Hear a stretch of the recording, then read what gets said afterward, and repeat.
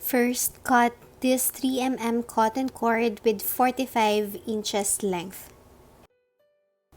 Then we're gonna fold it this way.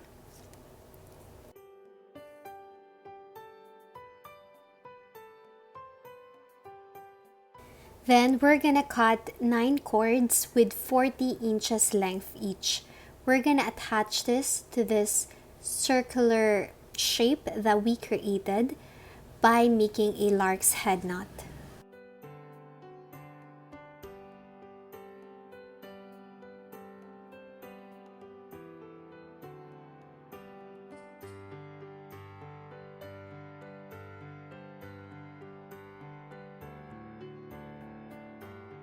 Once we're done attaching these 9 cords, we're gonna pull this cord here and then the other one here.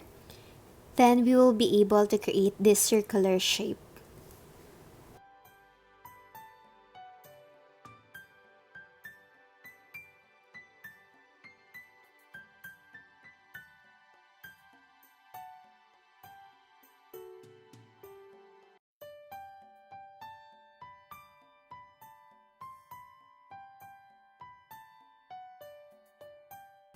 Then the next thing that we have to do is to group them with 4 cords each because we're gonna do 3 full square knots.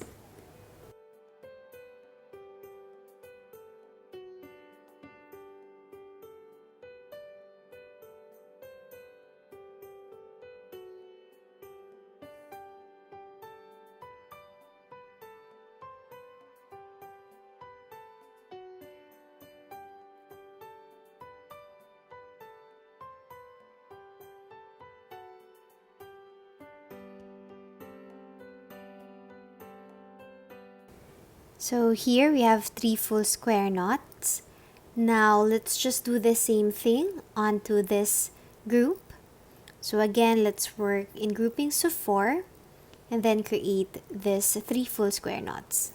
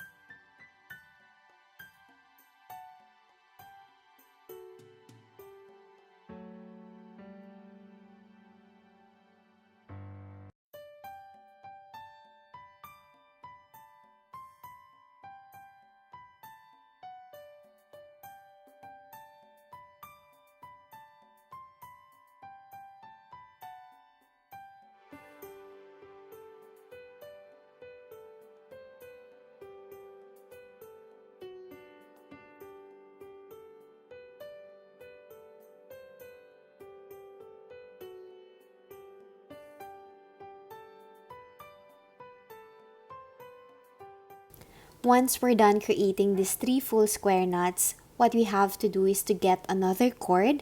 I'm gonna cut 16 inches length of cord and then I will use this as my outer cord and I will make 4 full square knots.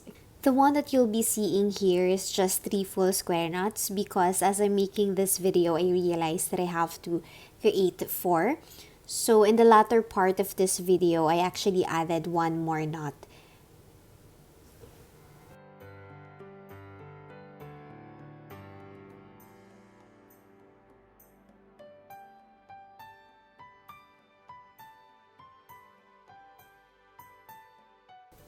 Then we will just repeat the process on the other cords. So basically add 1 more cord to create 4 full square knots.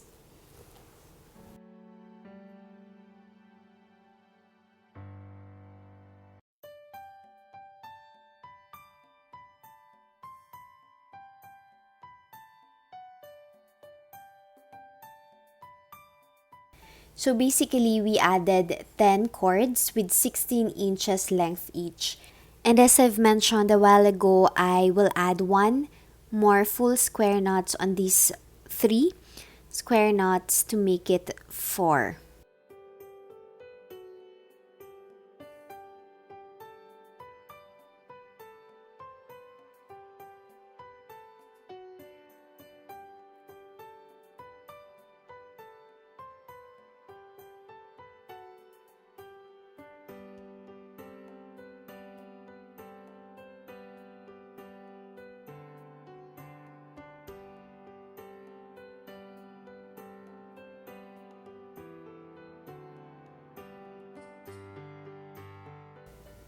Now, the next thing that we have to do is to connect these cords. So, what I'll do is I will make another square knot, and to do this, I will use these cords, these two outer cords, and then I will gather the rest of the cords, and this will serve as my middle cords. So I'm just gonna create this one big square knot.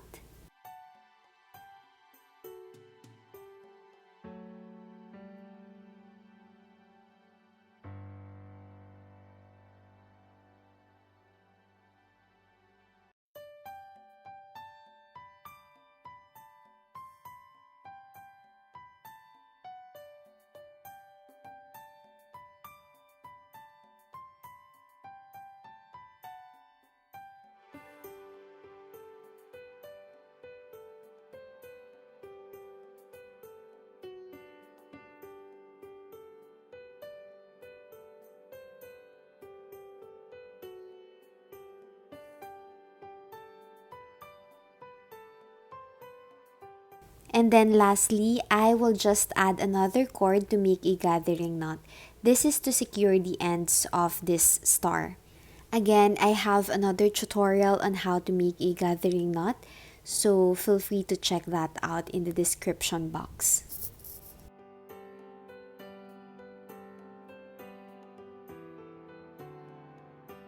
So I will just do the same on the other cords.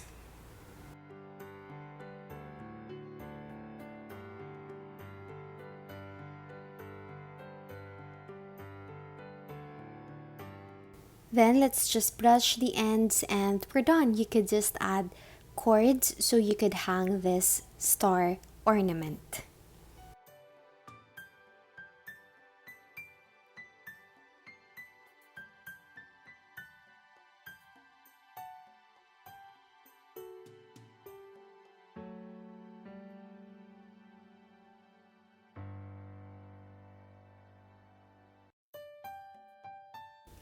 Hope you enjoyed this tutorial. Don't forget to subscribe and see you on my next video.